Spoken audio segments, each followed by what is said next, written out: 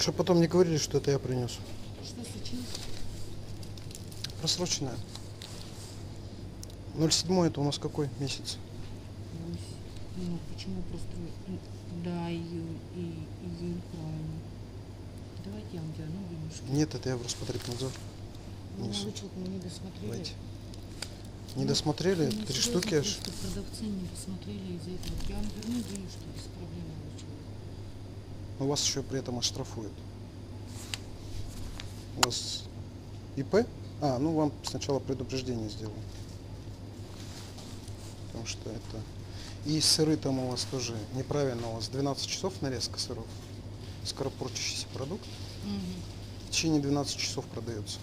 Вы его завальцовываете в пленку. А у вас от 06 числа. Сегодня у нас 8.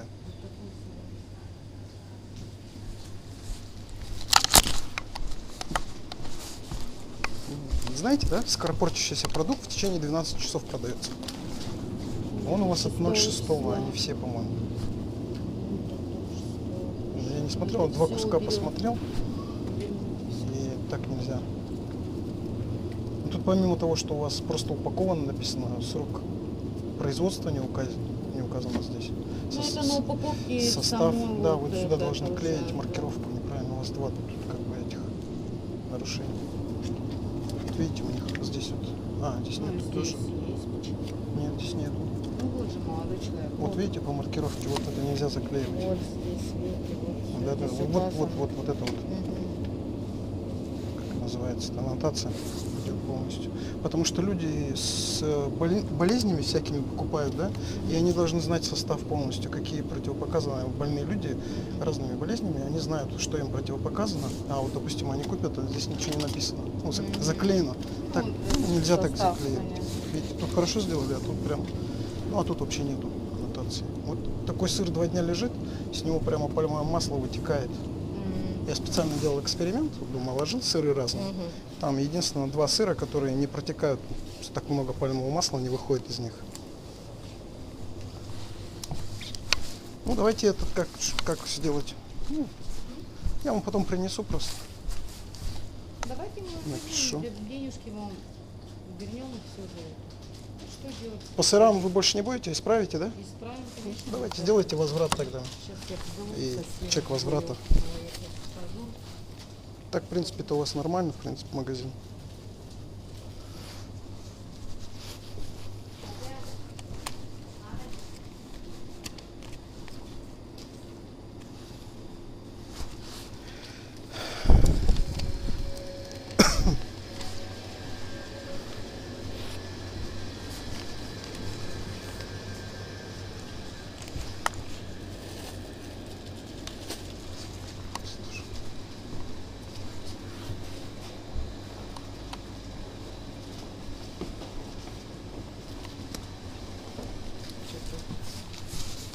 Так, сколько цена была? 53, да? 53? Цена, посмотри, высок. 54. Или может на 3, 162 рубля. И там вы, да, как бы ответственный, да, в магазине. Вот там тоже у вас есть фасованные вот эти баранки всякие, да, там тоже маркировки нету.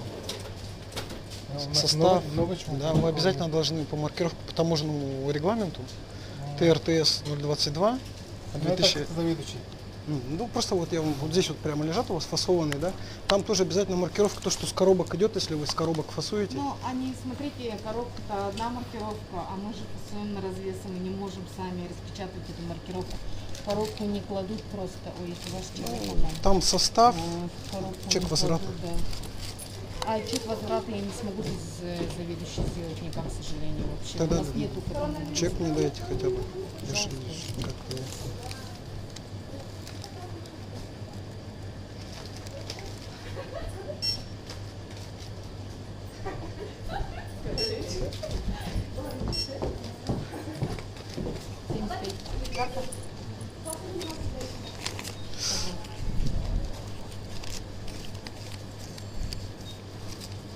И вот, к сожалению, если бы они в коробку кидали бы, конечно, маркировка бы на... А должна быть аннотация в коробке поставщика. Девушка, не подскажете, а где тут еда, доставка? Ой, я даже не знаю. А вообще, по идее, вот так вот за просроченный, как бы, Синего обычного? Ну, фиолетовый. Какой? 128. ну ладно, на первый раз, как бы, если еще найду, то уже буду через претензию вам писать и в Роспотребнадзор туда писать.